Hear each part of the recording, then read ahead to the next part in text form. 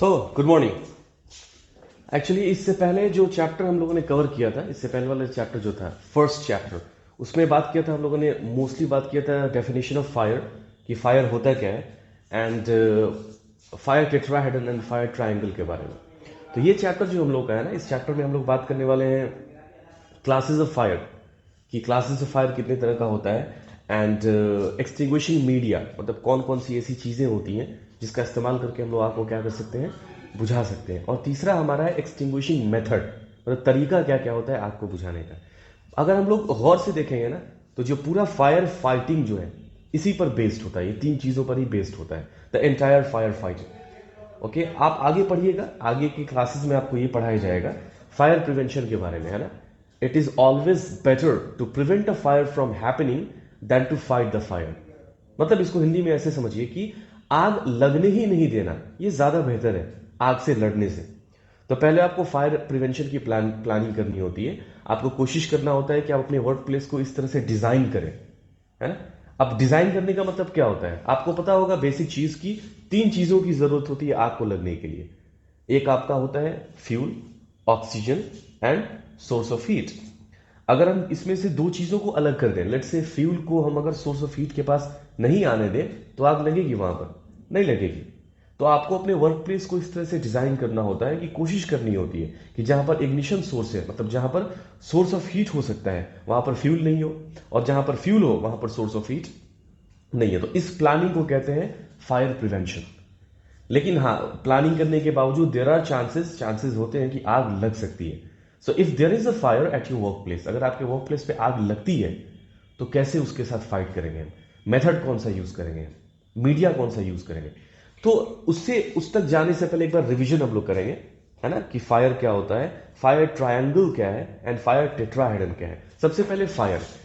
आप लोगों को एक बात महसूस हुआ होगा कि कभी कभी डेफिनेशन याद करने में बड़ा मसला आता है ना। डेफिनेशन कुछ नहीं होता है, कीवर्ड्स हैं, तीन चार कीवर्ड्स होते हैं डेफिनेशन में।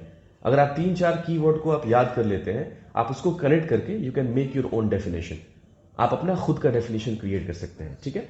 तो सबसे पहले यह समझिए कि आग जो होता है, आग, फायर, फायर हमको हीट देता है, लाइट देता है और कार्बन डाइऑक्साइड, ये प्रोडक्ट्स हैं, these are by products of fire. जब आग लगती है उसमें से गर्मी निकलती है, कभी कभी रोशनी निकलती है, मोस्ट ऑफ द टाइम्स रोशनी निकलती है, और कार्बन डाइऑक्साइड क्या होता है, रिलीज होता है। फायर है क्या, fire is a chemical reaction, chemical reaction होता है। आपने पढ़ा होगा बेसिक साइंस में, आपने पढ़ा होगा कि ऐसा रिएक्शन जिससे नए तरह के प्रोडक्ट्स या नए सब्सटेंसेस बन जाते हैं, फॉर्म हो जाते हैं, that is known as chemical reaction. तो आग क्या है, chemical reaction. Fire is a chemical reaction, है ना, जिसमें रैपिड कंबस्शन हो रहा है, तेजी के साथ चीजें क्या होती है, जलती है।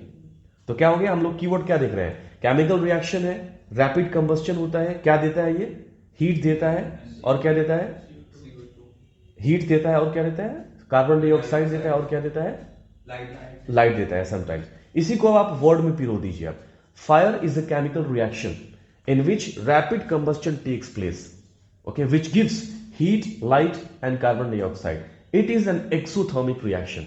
आग को कौन सा रिएक्शन कहते हैं, केमिकल रिएक्शन को आगे क्लासिफिकेशन किया जाता है। जितने भी केमिकल रिएक्शंस होते हैं उनको दो तरह से क्लासिफाई करते हैं, endothermic reaction and exothermic reaction. तो एक्सोथर्मिक रिएक्शन क्या होता है, ऐसा रिएक्शन जो हीट पैदा करे, मतलब रिएक्शन हो रहा है और उसमें से हीट निकल के एटमॉस्फेयर में जा रहा है, that is known as exothermic reaction. और ऐसा रिएक्शन जिसमें हीट निकल नहीं रहा है, जो हीट को सोख रहा है, एटमॉस्फेयर से हीट को ऑब्जॉर्ब कर रहा है, that is known as endothermic reaction, जिसके बारे में हमको पढ़ना नहीं है। हमको बस ये समझना है कि fire is an exothermic reaction, जिस वजह से हीट क्या होती है, रिलीज होती है। तो अब आगे हमारा जो नेक्स्ट पॉइंट जो हमारा है वो है एलिमेंट्स ऑफ फायर, कि आग लगने के लिए तीन चीजों की जरूरत होती है। जब तक वो तीन चीजें नहीं होंगी तब तक आग नहीं लगेगी। और जिन तीन चीजों की जरूरत होती है, three things that are required for a fire to start are known as elements of fire. उसको क्या कहते हैं हम लोग, ये जो है ना, these are known as elements of fire. तीन कौन कौन सी चीज, आग जहां लगेगी वहां पे ईंधन चाहिए, कुछ जलेगा। तो जो चीज जलेगा ना उसको फ्यूल कहते हैं, दैट इज ईंधन। आपका लकड़ी जलता है जब आग लगती है तो, है ना, या फिर बिल्डिंग में आग लगती है तो आप बिल्डिंग में जो भी कंबस्टिबल मटेरियल है, चाहे वो लकड़ी हो या फिर मेटल हो या फिर टेक्सटाइल हो या फिर पेपर हो, कार्डबोर्ड हो, ये सारी चीजें जलती हैं। तो जो चीज जलती है उसको कहते हैं क्या, हम फ्यूल कहते हैं, है ना। तो एक तो हमको फ्यूल की जरूरत है आग शुरू होने के लिए, दूसरा ऑक्सीजन, है ना। बचपन में आप लोगों ने पढ़ा होगा, बचपन में 4-5 की क्लास में, 4-5 क्लास में जो आप होते हैं, तो साइंस में एक एक्सपेरिमेंट दिया जाता है, एक कैंडल को जलाइए और उसके ऊपर ग्लास रख दीजिए, तो कुछ देर तक कैंडल जलेगा, आफ्टर अ वाइल बुझ जाएगा। क्यों बुझ जाता है? ग्लास के अंदर जितनी ऑक्सीजन होती है वो कंज्यूम कर लेता है आग जो है, उसके बाद वो क्या होता है, खुद ब खुद बुझ जाया करता है ना। इससे ये पता चलता है that to start a fire और if a fire has to be sustained, तो वहां पे हमको किसकी जरूरत पड़ेगी, oxygen is required there. Oxygen है तो ही आग लगेगी, ऑक्सीजन नहीं है तो आग नहीं लगेगी। ओके, इसके बाद हमारा तीसरा होता है हीट। अब देखिए हीट क्या है। हीट सिंपल वर्ड में कहा जाता है, एक्चुअली हीट का मतलब हो गया टेम्परेचर, दूसरे शब्दों में क्या कहें, टेम्परेचर। मतलब एक सोर्स ऑफ हीट चाहिए आपको, जो चीज जलने वाली है उसको एक सोर्स ऑफ हीट चाहिए। आमतौर से ये एक्सटर्नल सोर्स ऑफ हीट होता है, मतलब बाहर से इसको मिलता है। और जब सोर्स ऑफ हीट उसको मिलेगा तो जो वस्तु जलने वाली है, जो ऑब्जेक्ट जलने वाला है, वो गर्म होना शुरू होगा, और गर्म होते होते होते होते एक लेवल आता है, जिस लेवल के बाद वो जलना शुरू हो जाता है। उस लेवल को इग्निशन टेम्परेचर कहते हैं, that is known as ignition temperature. Ignition temperature यहां लिखते हैं हम आपको, इग्निशन टेम्परेचर। इग्निशन टेम्परेचर क्या होता है? वह तापमान जिस पर पहुंचने के बाद चीजें खुद ब खुद क्या होती है, जलनी शुरू हो जाती है, that is known as ignition temperature. वो हमारा क्या होता है, इग्निशन। और हर सब्सटेंस का अलग अलग इग्निशन टेम्परेचर होता है। अगर आप इसको देखना चाहते हैं, आप सिंपली गूगल पे जाइए और सर्च कीजिए इग्निशन टेम्परेचर ऑफ ड्राईवुड। ड्राईवुड का देखिए क्या है, ignition temperature of paper, paper का देखिए इग्निशन टेम्परेचर क्या है ना। ऐसे करके डिफरेंट जो आपके ऑब्जेक्ट्स होते हैं, डिफरेंट सब्सटेंसेस जो है, उनका इग्निशन टेम्परेचर निकालिए। तो जब इग्निशन टेम्परेचर से बियॉन्ड चला जाता है तो ऑटोमेटिक क्या होता है, आग लग जाता है। तो हमको क्या समझ में आया, 3 elements are required to start a fire, fuel, oxygen and heat. अब देखिए ये जो तीनों एलिमेंट्स होते हैं, इनको एक साथ मिलाते हैं और मिलाकर एक ट्रायंगल की शक्ल में दिखाते हैं। ट्रायंगल की शक्ल में दिखाते हैं कि भाई ये 3 चीजें हैं, हीट है, ऑक्सीजन है और फ्यूल है, ये तीनों आपस में मिल रहे हैं, तो इसको कहते हैं fire triangle. It is known as fire triangle. अब देखिए, अब इसके बाद कुछ मॉडर्न आपको इन्वेंशंस नहीं, वी कैंट से इन्वेंशंस, कुछ मॉडर्न थीसिस लोगों ने सबमिट किया, कुछ मॉडर्न आइडियाज लोगों ने रखे, कुछ रिसर्च वगैरह हुआ और कहा गया कि ये तीनों चीजें आपस में क्या होती है, रिएक्ट करती है। उसको नाम दिया गया चेन रिएक्शन की। मतलब ये तीनों चीजें जब आपस में मिलती हैं तो दे केमिकली बाइंड टुगेदर। वो केमिकली क्या होते हैं, एक दूसरे का बंधन बनाते हैं। तो ये जो केमिकल बॉन्ड जो होता है उनके अंदर में, केमिकल बाउंड जो केमिकली बाइंड करते हैं, इसको नाम दिया गया चेन रिएक्शन। ये एलिमेंट नहीं है, ये बस ये दिखाया जा रहा है कि ये तीनों चीजें आपस में केमिकली रिएक्ट करती हैं, जिसके रिजल्ट में हमको ये सारी चीजें निकलती हैं, heat, light and carbon dioxide निकलता है। तो वो ट्रायंगल, मतलब वो ट्रायंगल जिसमें आप इन 3 चीजों के अलावा, लाइक फ्यूल, हीट, ऑक्सीजन के अलावा चेन रिएक्शन भी लिख दे रहे हैं, उस ट्रायंगल को फायर टेट्राहेड्रल कहा जाता है। अलग नाम दे दिया गया, क्या नाम दे दिया गया, फायर टेट्राहेड्रल। मतलब जब कोई आपसे अगर फायर टेट्राहेड्रल के बारे में पूछेगा तो आप उसको केमिकल चेन रिएक्शन के बारे में भी बताइएगा कि when 3 things combine together a chemical chain reaction takes place. एक चेन रिएक्शन होता है which is demonstrated by a triangular figure known as fire tetrahedral, जो एक ट्रायंगुलर फिगर से डेमोन्स्ट्रेट किया जाता है, जिसको हम लोग क्या कहते हैं, फायर टेट्राहेड्रल कहते हैं। क्लियर है, रिकॉर्ड हो रहा है ना, गुड। अब आगे देखते हैं क्लासेस ऑफ फायर। अब हम लोग आते हैं क्लासेस ऑफ फायर। फायर को क्लास में बांटा जाता है। क्यों क्लास में बांटा जाता है? किसी भी चीज के क्लासिफिकेशन के पीछे एक पर्पस होता है। अगर आप क्लासेस ऑफ फायर को नहीं बांटते हैं तो आपको कौन सी आग किस चीज से बुझानी है, मतलब किस आग को बुझाने के लिए आप कौन सा एक्सटिंग्विशिंग मीडिया यूज करेंगे, ये आपको जानना थोड़ा सा क्या होता है, मुश्किल हो जाता है। तो क्लासेस ऑफ फायर की बात करें तो 5 तरह का क्लास होता है। Class A, B, C, D and F या के। ई को रिमूव कर दिया गया, वो हम बाद में डिस्कस करेंगे, या ई को हम डिस्कस अभी कर लेते हैं इसको बताने के बाद। तो क्लास ए फायर जो होता है, इसको सॉलिड फायर कहते हैं। याद रखिएगा, आग लगने के लिए 3 एलिमेंट्स की जरूरत होती है। 3 एलिमेंट्स आर रिक्वायर्ड। हमारा कौन कौन सा, फ्यूल, ऑक्सीजन और हीट। और ये जो क्लासिफिकेशन हो रहा है वो किसके आधार पर हो रहा है, फ्यूल के बेसिस पर हो रहा है। फ्यूल कितने तरह का होता है, उसी फ्यूल को कैटेगराइज किया गया है क्लासेस ऑफ फायर में। तो ऐसे फ्यूल जो सॉलिड स्टेट में पाए जाते हैं, मतलब जलने वाली ऐसी चीज है। Flammable material which exist in solid form, वो कहां चले जाते हैं? क्लास ए की कैटेगरी में चले जाते हैं। जैसे कि लकड़ी सॉलिड फॉर्म में होता है, कपड़ा टेक्सटाइल सॉलिड फॉर्म में होता है, पेपर कार्डबोर्ड किस फॉर्म में होता है? सॉलिड फॉर्म में होता है। जूट बुरा चट्टी जो होता है, राइट, किस फॉर्म में होता है? सॉलिड फॉर्म में होता है। तो इन सब चीजों में जो आग लगती है उसको हम क्लास ए फायर कहते हैं, known as class A fire. इसके बाद नेक्स्ट है class B fire. Class B fire is also known as liquid fire, मतलब ऐसे flammable substances, the flammable substances which are present in liquid form, मतलब ऐसे flammable substance जो liquid form में होते हैं उनको हम क्या कहते हैं? क्लास बी फायर कहते हैं। ठीक है, जैसे कि एग्जांपल आपका हो गया पेट्रोल, डीजल, केरोसिन, ये सब किसके एग्जांपल्स हैं? लिक्विड फायर के एग्जांपल्स है, class B fire. Class C जो है दैट इज गैसियस फायर, मतलब वो flammable substances, the flammable substances which are present in gaseous form, मतलब वो फ्लेमेबल सब्सटेंसेस जो किस फॉर्म में होते हैं? गैसियस फॉर्म में होते हैं, उनको क्लास सी कैटेगरी में रखा जाता है ना। एग्जांपल्स इसके हैं हमारे प्रोपेन, हाइड्रोजन, मेथेन। इसके अलावा घर में हम लोग यूज करते हैं LPG, liquefied petroleum gas. Automobiles में यूज किया जाता है सीएनजी, कॉम्प्रेस्ड नेचुरल गैस। ये सब गैसेज हैं जो फ्लेमेबल हैं। तो जो गैसेज होती हैं उनको कहां रखते हैं हम लोग? क्लास सी फायर में हम लोग रखते हैं। और इसके बाद है हमारा क्लास डी फायर। कुछ ऐसे मेटल्स होते हैं विच आर फ्लेमेबल, जो क्या होते हैं? फ्लेमेबल होते हैं, मतलब जल जाते हैं, उनको हीट मिले और इतनी हीट मिले कि उनका इग्निशन टेम्परेचर के बियॉन्ड हीट चली जाए। तो क्लास डी में मेटल में आपका मैग्नीशियम हो गया, सोडियम हो गया एंड एल्यूमिनियम हो गया। एल्यूमिनियम को सुन के कंफ्यूज मत होइएगा, इसका इग्निशन टेम्परेचर बहुत हाई होता है लेकिन जलता ये भी है। मेटल्स जितने हैं ना, चाहे वो गोल्ड हो या सिल्वर हो, जितने भी मेटल्स हैं सारे के सारे मेटल्स जलते हैं। फर्क क्या होता है कि इनका जो इग्निशन टेम्परेचर है बहुत ज्यादा हाई होता है, इतना हाई होता है कि उतनी गर्मी आप इसको दे ही नहीं पाइएगा। इसीलिए इनको क्या रखा जाता है? स्टील जो है ना, स्टील जो है उसका इग्निशन टेम्परेचर बहुत ज्यादा हाई होता है, इसीलिए जो हाई राइज बिल्डिंग्स होती है ना उनमें स्ट्रक्चर में स्टील का यूज किया जाता है, बहुत ज्यादा हाई होता है। ओके, तो ये हो गया आपके क्लास। इसके बाद आया क्लास एफ फायर और क्लास के फायर। याद रखिएगा क्लास के फायर को कहीं कहीं क्लास एफ फायर भी कहा जाता है। लाइक ओशास का स्टैंडर्ड अगर आप देखते हैं, निबोश का स्टैंडर्ड देखते हैं, तो वहां पर क्लास एफ फायर। ये क्या होता है?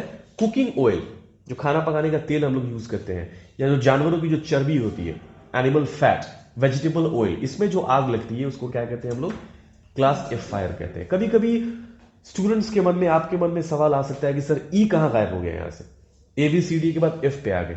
पुरानी जो बुक्स हुआ करती थी ना, बहुत पहले मैंने ये बुक्स को देखा है, जो पुरानी बुक्स होती थी उसमें क्लास ई फायर करके इलेक्ट्रिकल फायर कहा जाता था, इलेक्ट्रिकल फायर करके क्लास ई रखा गया था।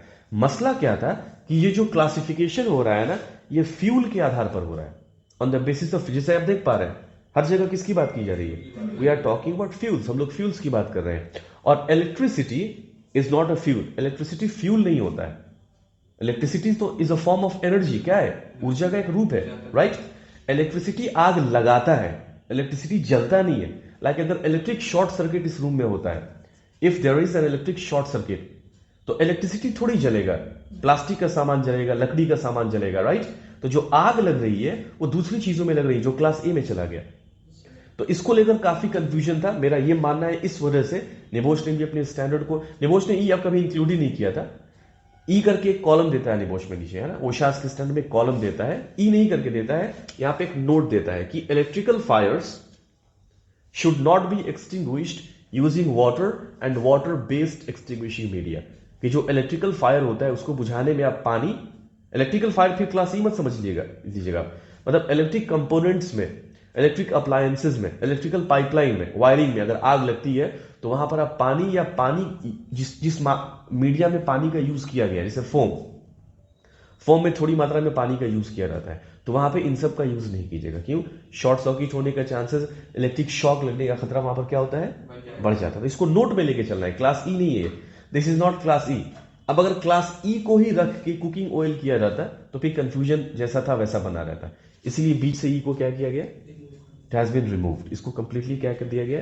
रिमूव। क्योंकि इसका लॉजिकल आंसर यही बनता है कि भाई जो 5 क्लास हम देख रहे हैं इसका क्लासिफिकेशन हुआ है on the basis of fuel. किसके आधार पर? फ्यूल के आधार पर। इकलौता क्यों ऐसा एक क्लासिफिकेशन है जो फ्यूल के आधार पर नहीं करके सोर्स ऑफ हीट के आधार पर किया गया है? क्योंकि अगर आप क्लास को सोर्स ऑफ हीट के आधार पर करेंगे तो पता है कितने सारे सोर्स ऑफ हीट होते हैं। एक तो आपका एटमॉस्फेरिक हीट है, टेम्परेचर, एटमॉस्फेरिक टेम्परेचर जो है, हॉट वर्क करते हैं वो अलग सोर्स ऑफ हीट हुआ, है ना। आप मैच स्टिक यूज करते हैं वो अलग सोर्स ऑफ हीट हुआ। मैकेनिकल जो फ्रिक्शन होता है उससे जो हीट जनरेट होती है वो अलग तरह का हीट हो गया। तो मामला काफी कॉम्प्लेक्स हो जाएगा, इसलिए उसको अलग रखा गया। एनीवेज, नेक्स्ट हम लोग आते हैं कहां पर, एक्सटिंग्विशिंग मीडिया। मतलब ऐसा कौन कौन सा सामान है, it means what are the substances. देखिएगा, दुनिया में जितने सब्सटेंसेस हैं उनको हम दो ग्रुप में बांट सकते हैं, फ्लेमेबल, नॉन फ्लेमेबल।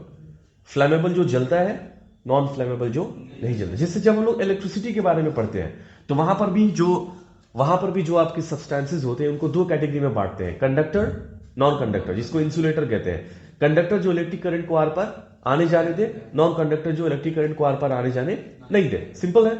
उसी तरह फायर के नजरिए से आप देखेंगे तो दुनिया में जितने भी आपके क्या है सब्सटेंसेस हैं, दुनिया में जितने भी सामान है उसको दो ग्रुप में बांट सकते हैं, फ्लेमेबल, नॉन फ्लेमेबल। फ्लेमेबल जो जलेगा, एग्जैक्टली। नॉन फ्लेमेबल जो नहीं जलेगा। तो आग बुझाने के लिए फ्लेमेबल सब्सटेंस का यूज कीजिएगा तो बुझेगी या बढ़ जाएगी? आग बुझाने के लिए मान लीजिए कि आग लगी हुई है, उसमें पेट्रोल फेंकना शुरू कर दीजिए आप, जो कि फ्लेमेबल सब्सटेंस है।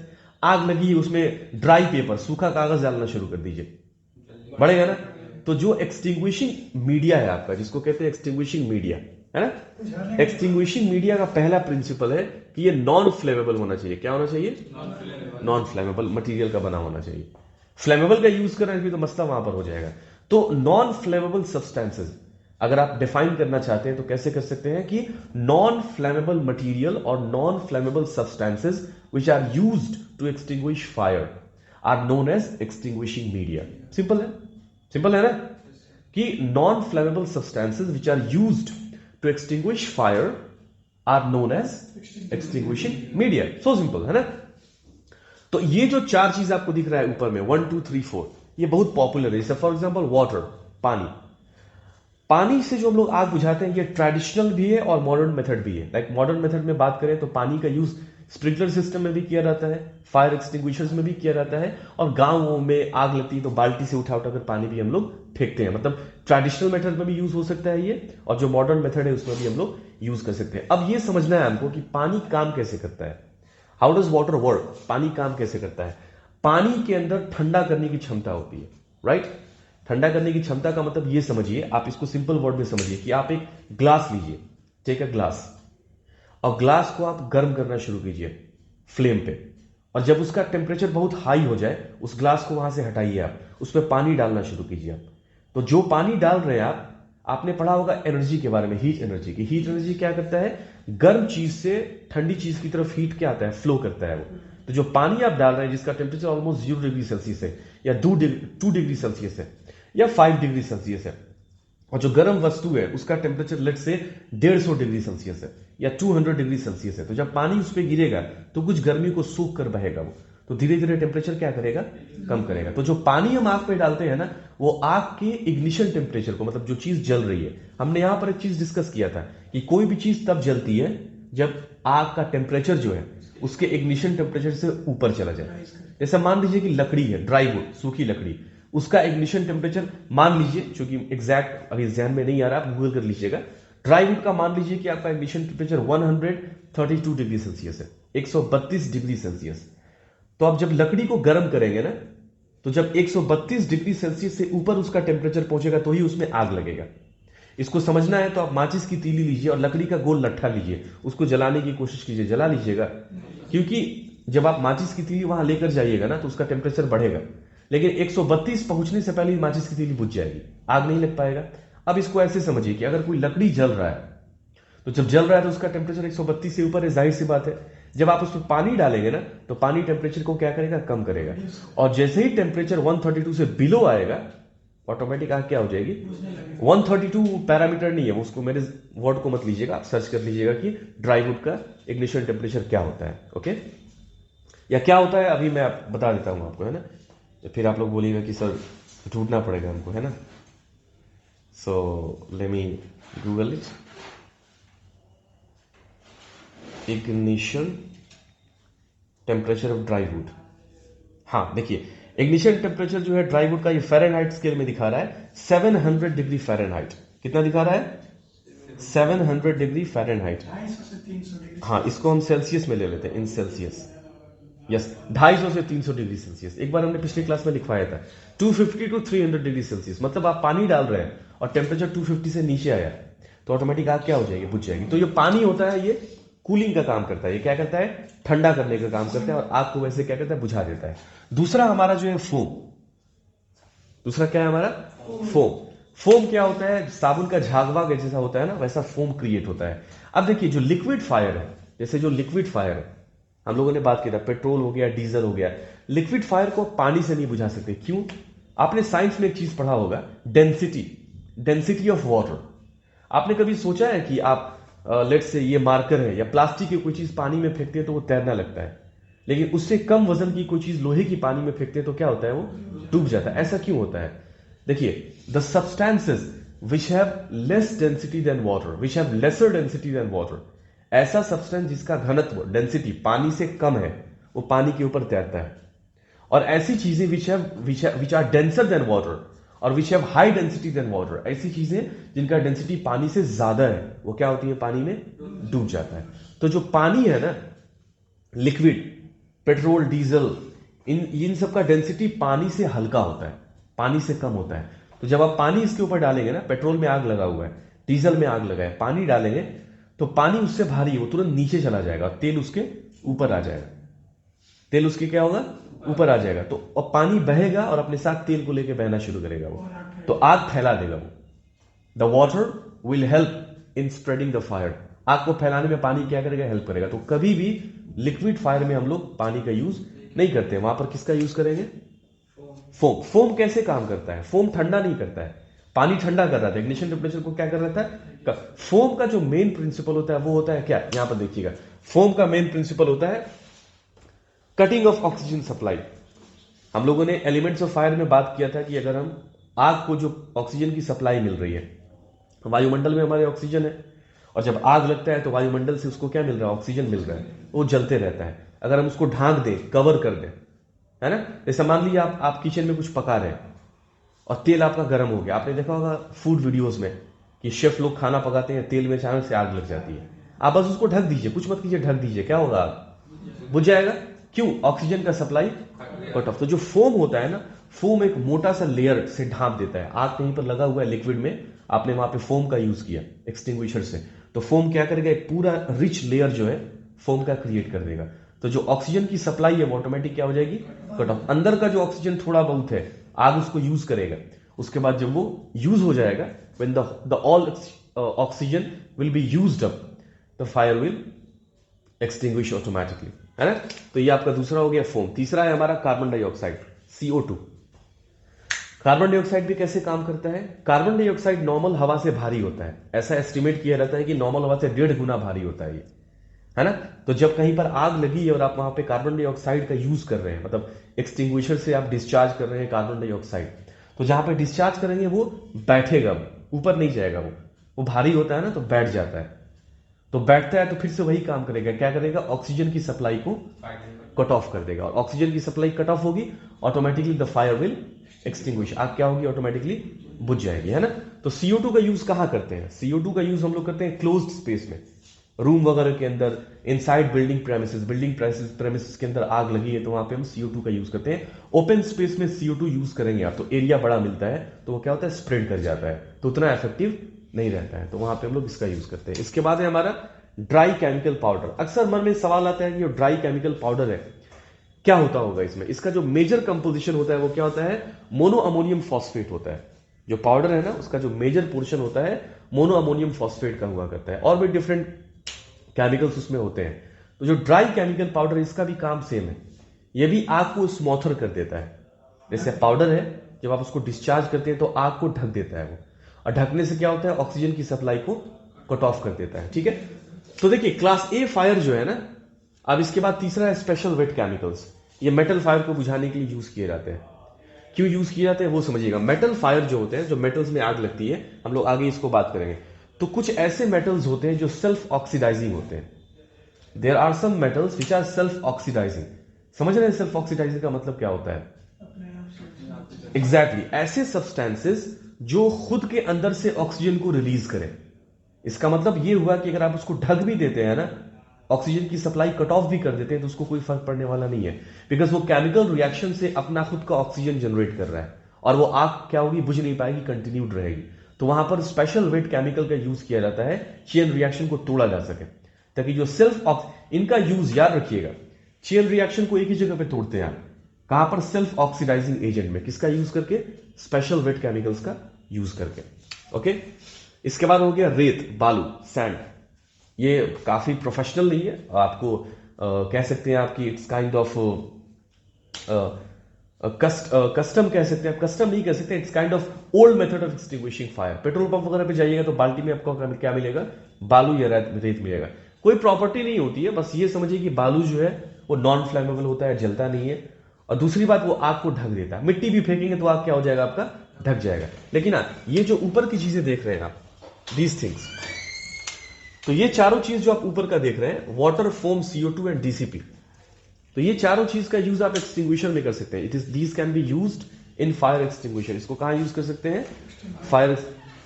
बालू का यूज, सैंड जो है, रेत, इसका यूज फायर एक्सटिंग्विशर में नहीं किया जाता है ना। इसको नॉर्मली आप बोरा में या फिर बाल्टी वाल्टी में, साइड पे प्रैक्टिकल नहीं है ना। घर वर पे आप पेट्रोल स्टेशन पे आपको ये सब मिल जाएगा ऑन साइड। अब आप सोचिए कि आपको आग लगा हुआ है कि साइड पे कहीं पर बड़ी आग है, कितना बालू ढो के लेके जाइएगा, और कितने लोग वहां पे कैरी करेंगे बालू, और कहां पे 4-4 फ्लोर ऊपर तक बालू फेंकेंगे, वो नॉट प्रैक्टिकल है ना। तो ये क्या था हमारा एक्सटिंग्विशिंग मीडिया, ये हमारा एक्सटिंग्विशिंग मीडिया था कि किस किस चीज का इस्तेमाल करके आग को हम बुझा सकते हैं। अब जो आग बुझा रहे हैं आप ना, जो तरीका यूज कर रहे हैं आप, उस तरीके का भी नाम होता है। ये 4 नाम है, देखिए यहां पर। एक्सटिंग्विशिंग मेथड, इसको कैसे डिफाइन करेंगे, the method which we use for extinguishing fire, वह तरीका जिसका इस्तेमाल हम आग बुझाने के लिए करते हैं, are known as extinguishing methods. उसको किस नाम से जानते हैं, एक्सटिंग्विशिंग मेथड्स के नाम से हम लोग जानते हैं। तो पहला हो गया स्टारवेशन। स्टार्व का जो लिटरल मीनिंग होता है वो होता है भूखे मार देना, भूखे रहना होता है ना, स्टारवेशन, भूखे रहना। तो जैसे आपको भूख लगी है, खाने को कुछ नहीं मिल रहा है, तो जाहिर सी बात है, दैट्स कॉल्ड स्टारवेशन। तो मान लीजिए फॉर एग्जांपल ये क्लासरूम है, और क्लासरूम में यहां पर इस कोने में इस टेबल पे आग लग गई है, तो या तो हम ये टेबल रिमूव कर देंगे यहां से, या कोशिश करेंगे कि बाकी का जो सामान यहां पर फ्लेमेबल सामान रखा हुआ है उसको यहां से क्या करें, हम रिमूव कर दें। एक और इसमें इंपॉर्टेंट पॉइंट आता है कि आग फैलती कैसे है, हाउ डज फायर स्प्रेड। उसके लिए एक बार वीडियो हमने आपको दिखाया था क्लास में, है ना, चैनल पे वीडियो ऑलरेडी अपलोडेड है, कि हाउ डज फायर स्प्रेड, कि आग फैलती कैसे, उसको जरूर देख लीजिएगा। 4 मेथड्स होते हैं आग के स्प्रेड होने के। कौन कौन से मेथड होते हैं, डायरेक्ट कॉन्टैक्ट, दूसरा कन्वेक्शन, तीसरा कंडक्शन, चौथा रेडिएशन। Very good. तो वो चारों मेथड आप लोगों ने देखा हुआ है, बाकी जो लोग वीडियो देख रहे हैं वो देख लेंगे।